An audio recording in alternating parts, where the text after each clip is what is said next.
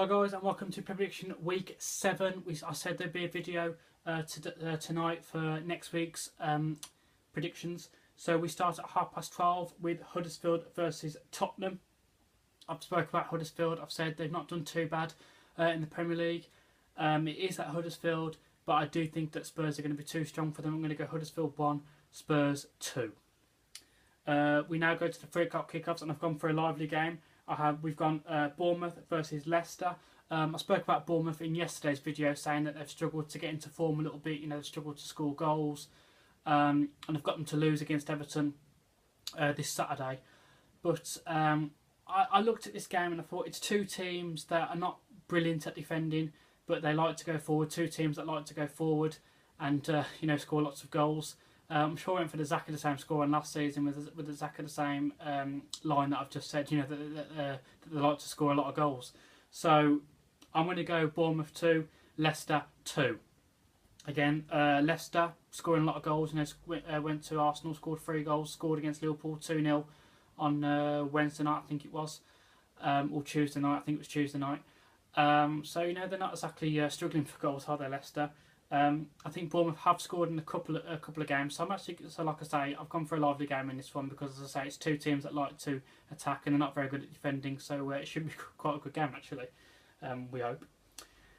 Same can't be said for West Bromwich Albion versus Watford. I've gone for a bit of a dull game in this one. Again, two teams that are not brilliant going forward. They like to play the defensive game a little bit. Two teams that like to play defensively, especially in Tony Pulis. I don't know too much about Watford and their management role. I haven't seen a lot of them this season, to be honest with you.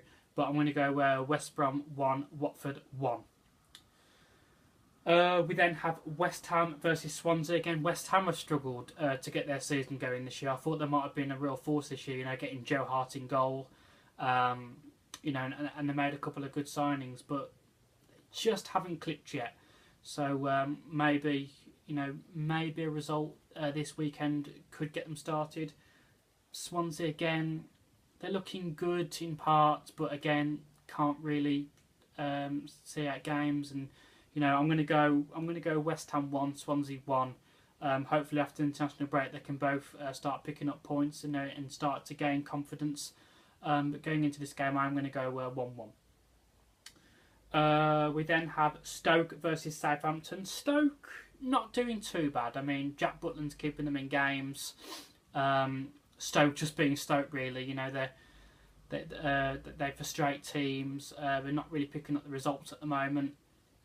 It is at Stoke, but I do fancy Southampton to beat them. I'm going to go Stoke 1, Southampton 2.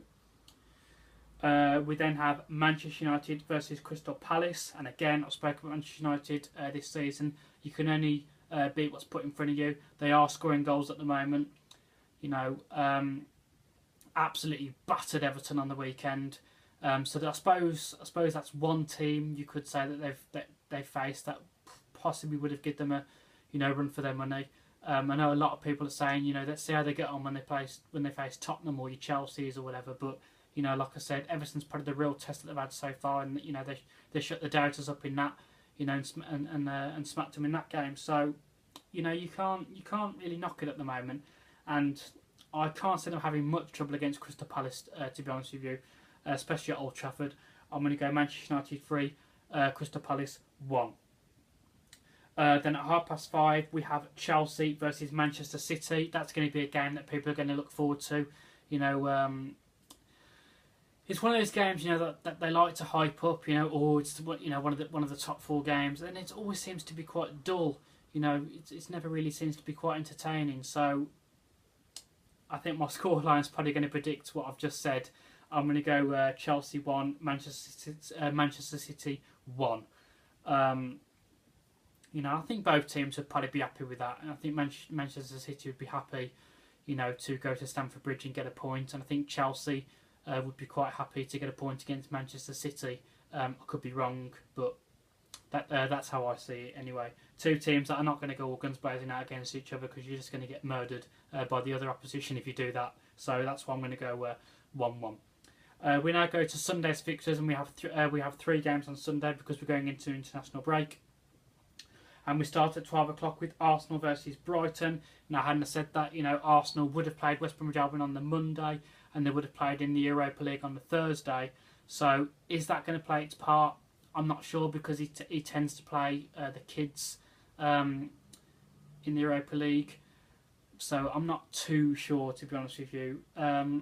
Brighton, again, they could cause Arsenal some problems. They go forward. But is it going to be too much for them? Going to the Emirates and holding out for 90 minutes. I'm not sure.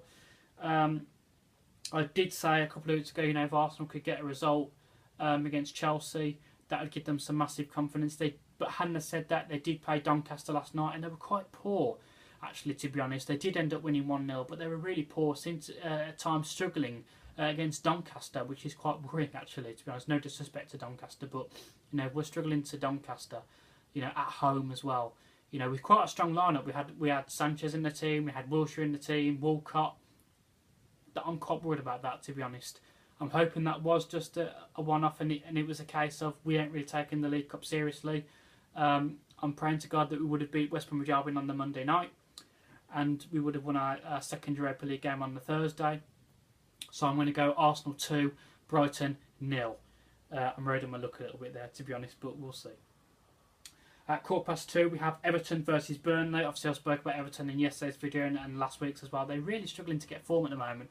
But I did say, if they can win against Bournemouth this Saturday coming up, that should hopefully kickstart their season. Now, it was a bit of a nasty start to the season, as I said yesterday.